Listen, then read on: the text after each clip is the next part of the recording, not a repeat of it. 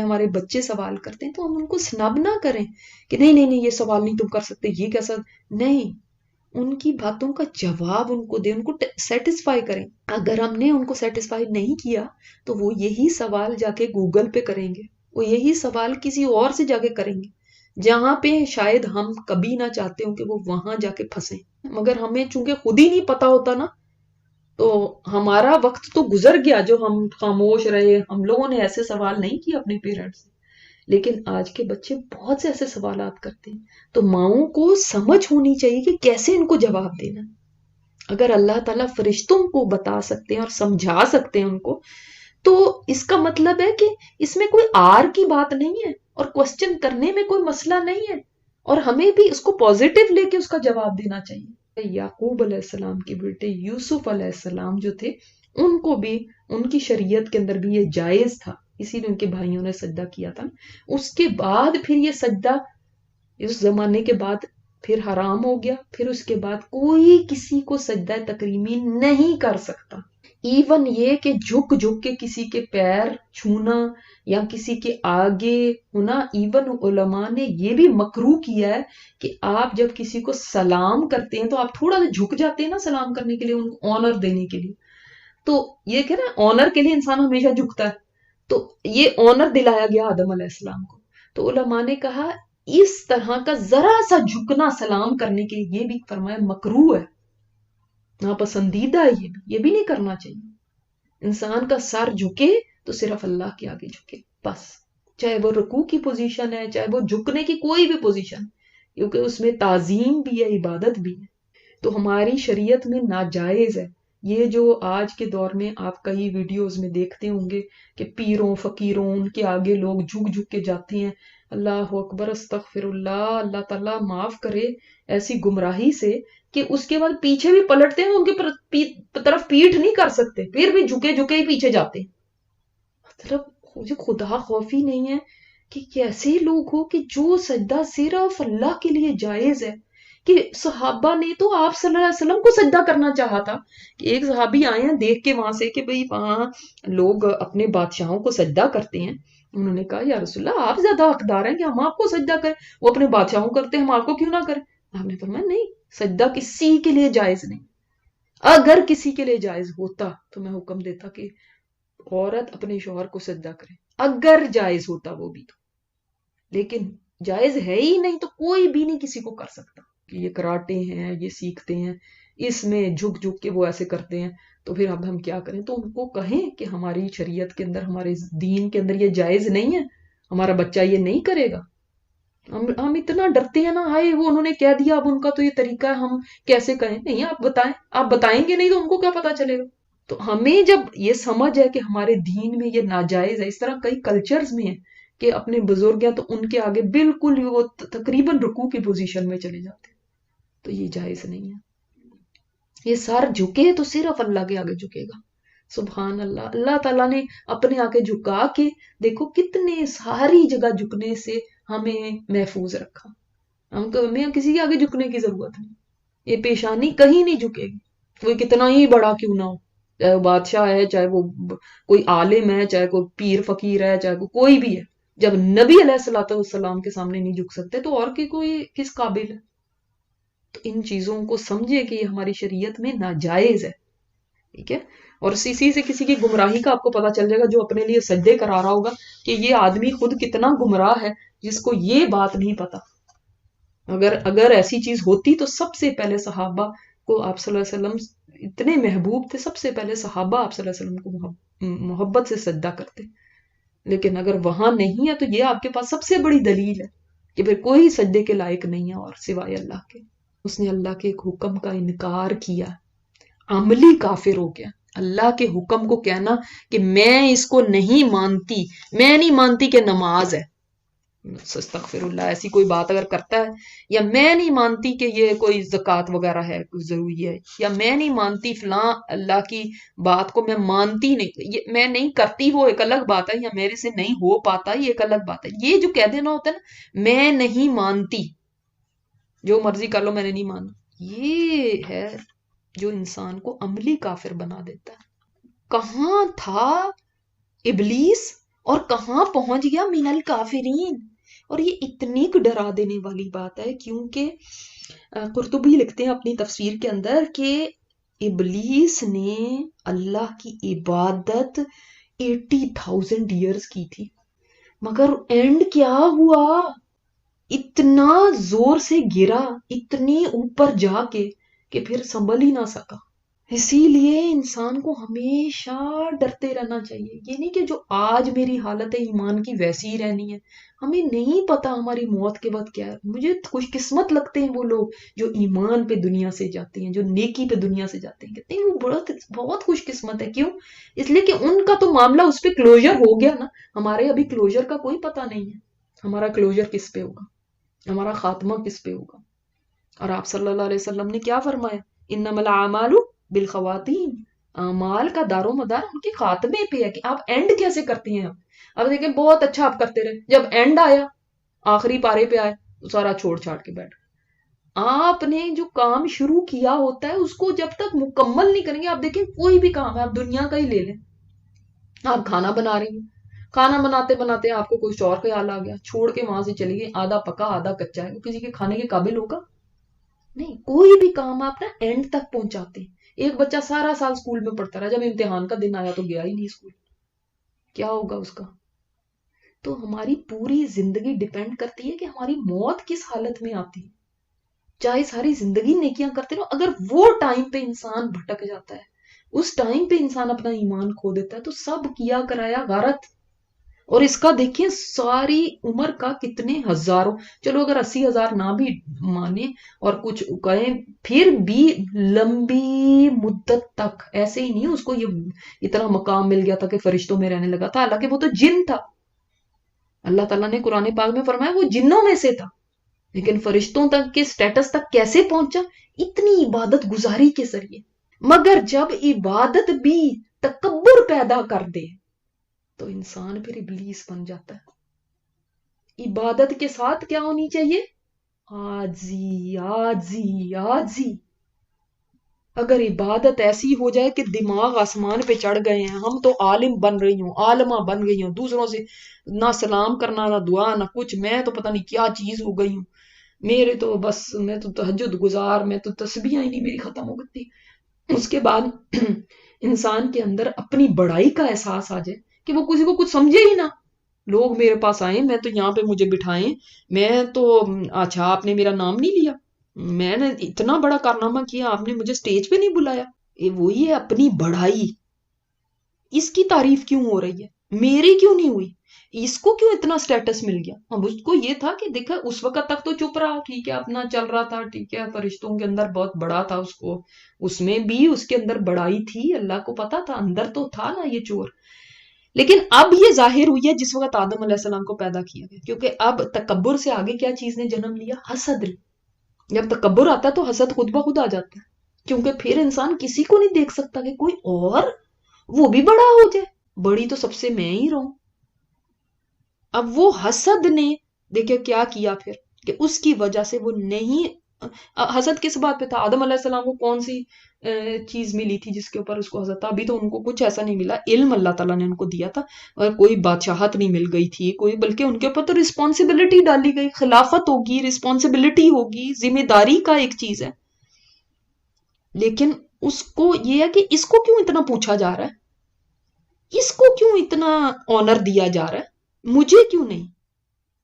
اصل تو میں نے کام کی ہے، میں نے اتنے عرصے سے عبادت کی ہے. جو تکبر ہے نا، اس کے بارے میں حدیث میں آتا ہے کہ جس کے دل میں رائی کے دانے کے برابر بھی تکبر ہوگا نا، وہ جنت میں داخل نہیں ہوگا. اتنا چھوٹا سا بھی تکبر، اتنا ہی سی بھی اپنی بڑائی کا احساس اور میں کوئی چیز ہوں. اے آدم رہو تم اور تمہاری بیوی جنت میں. ایک تو ہمیں یہاں پہ پتا چلا کہ حضرت حوا کو اللہ تعالیٰ نے پیدا فرمایا، اور کیوں پیدا فرمایا اس کے بارے میں بھی آتا ہے کہ آدم علیہ السلام کو جب جنت میں جگہ دی گئی تو وہ بالکل اکیلے تھے. تو وہ ظاہر انسان اکیلا ہوتا تو وہ فیل کرتا ہے نا، اچھا نہیں اس کو فیل ہوتا. تو اللہ تعالیٰ نے ان کی نیند میں حضرت حوا کو ان کی پسلی سے پیدا کیا. جب وہ جاگے تو انہوں نے دیکھا کہ ایک عورت بیٹھی ہوئی ہے، پوچھا تم کون ہو؟ بتایا کہ میں ایک عورت ہوں، آپ کی بیوی ہوں، آپ کے ساتھ رہنے کے لیے اور آپ کی تسکین کا سبب بننے کے لیے پیدا کی گئی. ٹھیک ہے؟ تو یہ بھی کہا جاتا ہے فرشتوں نے پھر پوچھا کہ ان کا نام کیا ہے، ان کا نام بتائیں. تو حضرت آدم نے فرمایا حوا. انہوں نے کہا اس نام کو کیوں، کیا وجہ اس نام کی؟ تو فرمایا یہ ایک زندہ سے پیدا کی ہے نا، ہئی سے. تو اللہ تعالیٰ نے پھر فرمایا اے آدم تم اور تمہاری بیوی اب اطمینان سے جنت میں رہو. وَكُلَا مِنْهَا رَغَدًا حَيْثُ شِئْتُمَا، اور کھاؤ پیو اس میں سے تم دونوں جو بھی کھانا پینا چاہو، جتنا چاہو، کوئی روک ٹوک نہیں ہے، کوئی پابندی نہیں ہے. اس لیے ان کو زمین کے لیے ہی پیدا کیا تھا، زمین کے لیے. یہ نہیں فرمایا کہ آپ کو جنت میں رہنے کے لیے ہی پیدا کیا گیا ہے، زمین کے لیے پیدا کیا تھا کہ یہاں پہ خلیفہ بنائے. تو ہم سمجھتے ہیں کہ نہیں وہ غلطی کی وجہ سے آئے، اس کی وجہ سے ہم سارے سزا بھگت رہے ہیں. نہیں، ٹھیک ہے، زمین میں خلافت دینی تھی اور اس کے بعد اللہ نے انعام کے طور پہ جنت رکھی. اس لیے کہ اللہ تعالیٰ کو پتا ہے کہ انسان کی یہ کمزوری ہے کہ اگر وہ کسی چیز کے قریب گیا تو اس میں پڑ جائے گا، وہ کر بیٹھے گا، وہ چیز اس کو اٹریکٹ کرے گی اور وہ اس میں پھنس جائے گا. آپ دیکھیں گناہوں کی یہی ہوتی ہے نا، آپ گناہ کا ارادہ نہیں بھی ہو لیکن اس مجلس میں بیٹھ گئے جہاں پہ کوئی گناہ ہو رہا ہے تو اس کے اندر پھر انسان شامل ہو ہی جاتا ہے. نہیں نہیں ہم تو ویسے ہی جا رہے ہیں، ہم تو نہیں کریں گے، کتنا مرضی کہیں ہم تو نہیں کریں گے، آج نہیں کریں گے، کل نہیں کریں گے، پرسوں کر لیں گے. یہ تو برائی کا یہی ہوتا ہے. برائی شروع میں کیا ہوتا ہے، برائی کی ایکسیپٹنس آتی ہے، پھر اس کے بعد انسان برائی کرتا ہے. تو یہ جب انسان قریب جاتا ہے اس چیز کے، اس کو ایکسیپٹ کرنے لگتا ہے، پھر وہ کر بھی لیتا ہے. قرآن پاک میں وَلَا تَقْرَبُوا الزِّنَا ہے، زنا کے قریب بھی نہ جانا. یہ نہیں کہا گیا زنا نہ کرنا، قریب بھی نہ جانا، یعنی جو راستے ہیں ان پہ بھی نہ چلنا کہ زنا تک پہنچ جاؤ.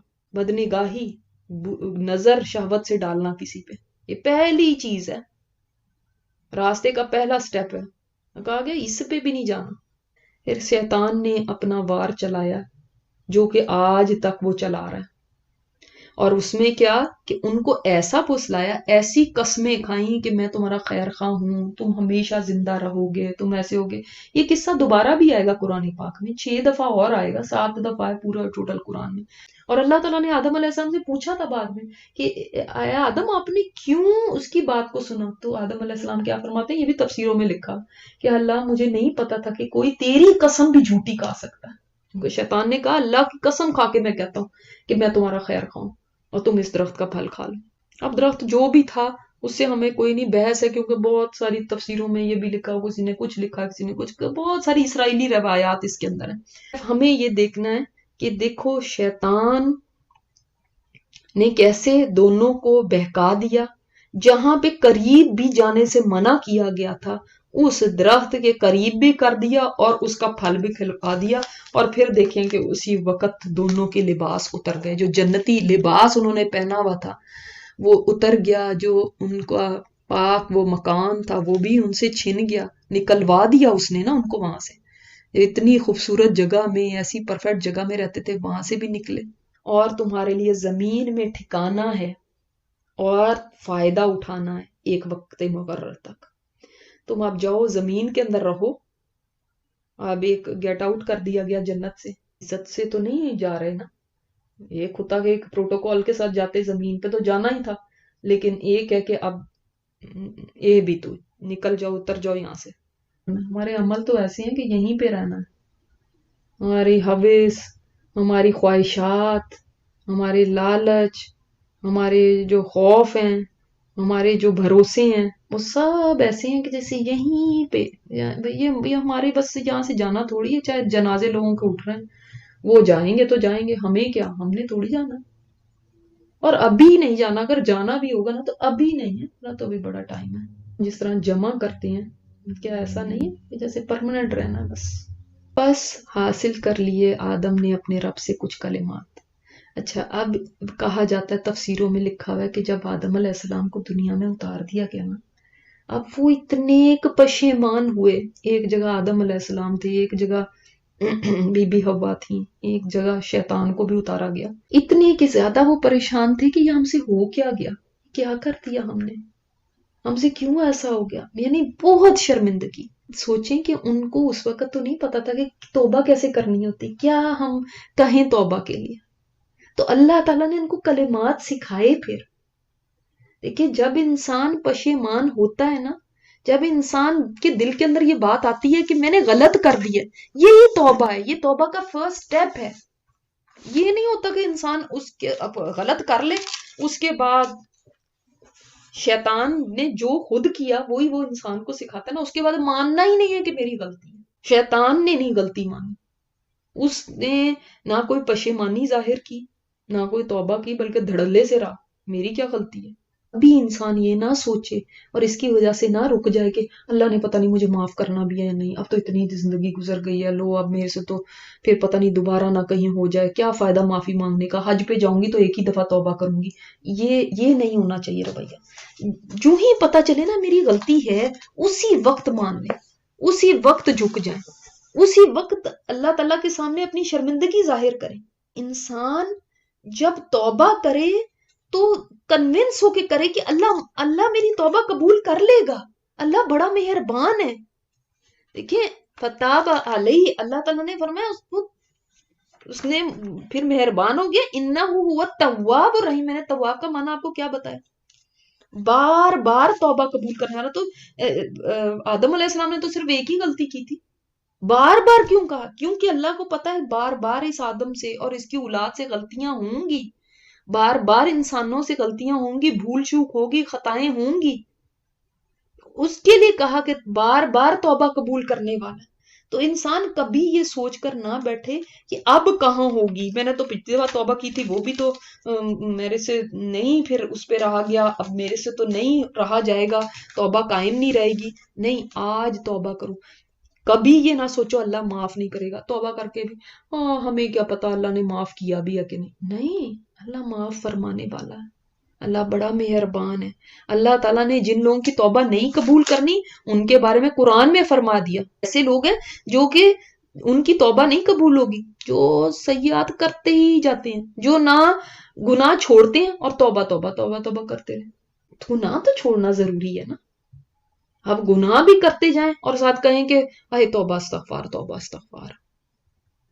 آدم علیہ السلام پھل کھاتے جاتے اور کہتے جاتے توبہ توبہ توبہ توبہ. پھل نہیں کھانا چاہیے تھا لیکن ساتھ توبہ توبہ اور ساتھ کھاتے بھی جائیں. یہ آج ہمارے توبہ کے طریقے ہیں، ساتھ توبہ استغفار، ساتھ وہ کام بھی جاری رکھنے. کسی پتہ ہی نہیں کس چیز پہ توبہ کرنا ہے. ویسے ہمارے کوئی کام ایسے برے تو نہیں ہیں، میں کون سا کچھ برا کرتی ہوں، لیکن چلو توبہ استغفار کرنی چاہیے. ویسے تو میں ایسے ہی کر لیتی ہوں. لا الہ الا انت سبحانک کی بھی تسبیح کیوں کرنی ہے کہ ہمارا فلاں کام صحیح ہو جائے. اس میں بھی کوئی اپنے گناہوں کا نہیں ہے کوئی خیال کہ جو ہے اس میں میرے کوئی گناہ ہے اللہ مجھے معاف کر دے. اس میں بھی یہ ہے کہ کام ہو جائے کوئی. تو یہ تو ہماری توبہ کے حال ہے. توبہ تو شرمندگی ہے. توبہ تو یہ ہے کہ انسان ریئلائز کرے میری یہ غلطی ہے اور میں نے اس کو چھوڑا ہے، اللہ میں تیرے آگے توبہ کرتی ہوں. یہ ہے توبہ. تب ہے اللہ تواب. تواب انہ، بے شک وہی تو ہے. میں نے آپ کو پچھلی دفعہ بھی بتایا تھا، ہوا جب آ جاتا ہے اس کے اندر تو پھر کتنا اس میں ایمفسائز ہو جاتا ہے، وہ تواب الرحیم، وہ توبہ قبول کرنے والا ہے. تو مایوس نہیں ہونا کبھی اللہ کی رحمت سے. ہمیشہ غلطی کر کے مان جائیں اور اللہ سے توبہ کر لیں. دیکھیں ہم نے کلاس میں ایسی بات سنی، وہ تو اس دن ایسے لگ رہا تھا میرے لیے میرا یہ مسئلہ چل رہا تھا، اس کا جواب آ گیا اور مجھے اتنی تسلی ہو گئی. میری یہ فلانی پریشانی چل رہی تھی، ہم اس پرابلم میں تھے، جیسے اس کا مجھے جواب مل گیا. تو واقعی جب انسان اس ہدایت کی پیروی کرتا ہے نا، اس کو فالو کرتا ہے، تو پھر فیوچر کے جو خوف ہیں، اندیشے تو ہوتے ہیں ایسا نہ ہو جائے ایسا نہ، لیکن قرآن سے ہی انسان کو تسلی ملتی ہے. پیچھے کے غم بھی آتے ہیں، دل میں خیالات آتے ہیں یہ ہوا اور انسان کو رونا بھی آتا ہے، لیکن قرآن پہ دل کو تھام لیتا ہے. یہ مال وغیرہ ہونے سے ہم سوچتے ہیں اس سے مجھے کوئی فیوچر کے خوف نہیں رہیں گے، آئے میرے سارے خوف دور ہو جائیں گے، سیکیور ہو جائے گا میرا فیوچر. اور کئی تو کہتے بھی ہیں سیکیور یور فیوچر. یہ کیا سیکیور ہے فیوچر کرنا؟ کبھی پیسے سے بھی فیوچر سیکیور ہوا؟ کبھی چیزوں سے فیوچر سیکیور ہوا؟ اللہ نے فیوچر سیکیور کرنے کا نسخہ قرآن میں بتا دیا. کیا ہے فیوچر سیکیور کرنے کا نسخہ؟ من تبع ہدایا، میری ہدایت کی پیروی کرو، تمہارا فیوچر سیف ہو جائے گا. اس کی طرف توجہ نہیں. کہتے اتنے کما لیں گے نا پھر آرام سے بیٹھیں گے, پھر آرام والی زندگی ہوگی. وہ بھائی جن کے پاس اتنا ہے دیکھو تو صحیح, وہ خودکشیاں کر رہے ہیں. شہرت بھی ہے, پیسہ بھی ہے, ہر طرح کی لگژری بھی ہے, کیا چیزیں نہیں ہیں ان کے پاس, یہ سکون ہی تو نہیں ہے. دیکھو کیسے خودکشی کر رہے ہیں, دیکھو کیسے گولیاں کھا کے سوتے ہیں. تم سوچتے ہو کہ یہ پیسے کے ساتھ سکون ملے گا, پیسے کے ساتھ میرا فیوچر سیکیور ہوگا؟